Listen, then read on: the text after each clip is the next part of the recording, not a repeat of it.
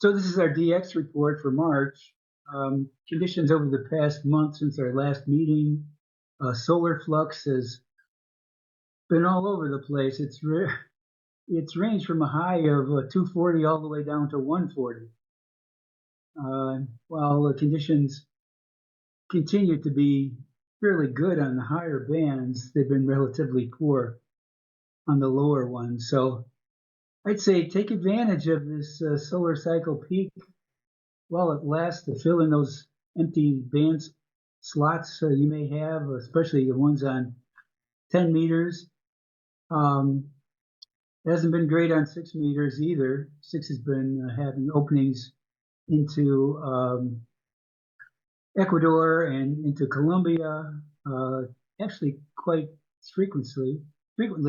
I think we probably worked every station in Colombia and Ecuador this past couple of months. There's also been some occasional TEP down to southern Argentina and even down into Falklands.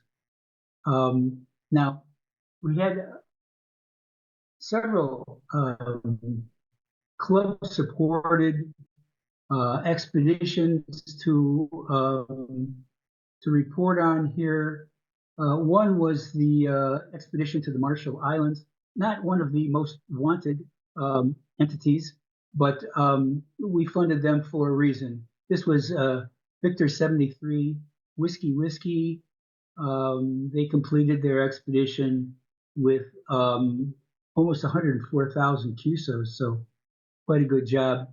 The reason we supported this group was because it was an opportunity for 5 young ops, all in their 20s, to continue gaining experience under the supervision of Braco E77 DX. And this was the same group of young operators. I think German, and I think there was a Hungarian in there, and maybe there was somebody from the UK as well. And they were down there in Guyana, 8R7X. They did a great job last spring. So I'm looking forward to their next adventure because they're a good group. Then there was an interesting group of German and Australian operators who went to Cocos Keeling and Christmas Island. They started out on Christmas Island. That was VK9XU. They were there for 2 weeks, and they racked up 58,000 QSOs. Again, pretty easy to work on many of the bands. A little tough going on 160 and 80, as you might expect from that part of the world.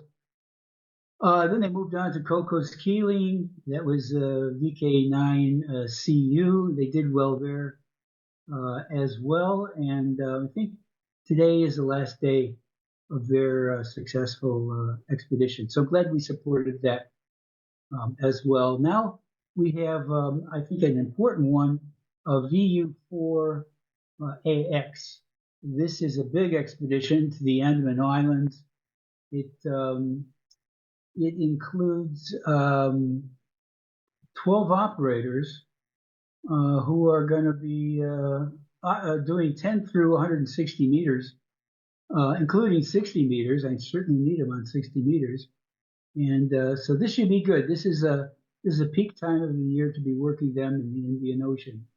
So I'm going to put in a lot of effort into this. Now, there's one other thing I want to mention about club-funded expeditions, and this is the one to Beauvais 3Y0K. They're planning on departing Cape Town, South Africa on February 1st, 2026.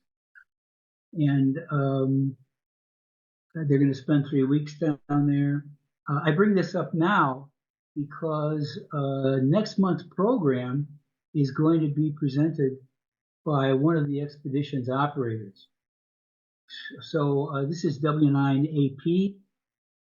He's one of the ops, and he's going to explain the preparations not only for their 2026 expedition to Beauvais, but also to their adventure the following year to Peter One Island. So don't miss this one next week and next month. In other DX news, the Rebel Group finally did make it to Nigeria. They were down there for 12 days. They they're claiming 141,000 QSOs, but typical of this group, 40% of those were dupes. But they were easily worked on 10 through 80, and they did have a lot of local noise problems on 160, so they didn't spend a whole lot of time there. We have a kind of a local guy here in northeastern Wisconsin, Tom Hart, AA9A, and he is down in the Dutch part of St. Martin, operating as PJ7 Alpha Alpha. He's down there from, well, he's already started up. He's already been on the air, and he's going to be down there, excuse me, until April 5th. He's going to be operating 40 through 6 meters, and I know a lot of us need him. We need St. Martin, the Dutch part, on 6 meters. So I hope many of us can work him. Then we have Elvira, and this is IV3 FSG, I think. She is operating from the Comoros Islands now. I'm sure you know who she is. She really gets around. She does a great job in doing all these apparently solo expeditions. She's quite the operator. This time she's taken 3 young men from Mali. This is part of Don's effort down there to educate these young men. She's taken them on this expedition to the Comoros Islands to give them some more experience before they go into France later on this year for a YOTA, Young Operators on the Air convention. So this is really good stuff, bringing these new people on and giving them the opportunity to get experience in expeditions and in contesting. Let's see. Now we have something coming up for Rodriguez Island. These are 4 Czech operators.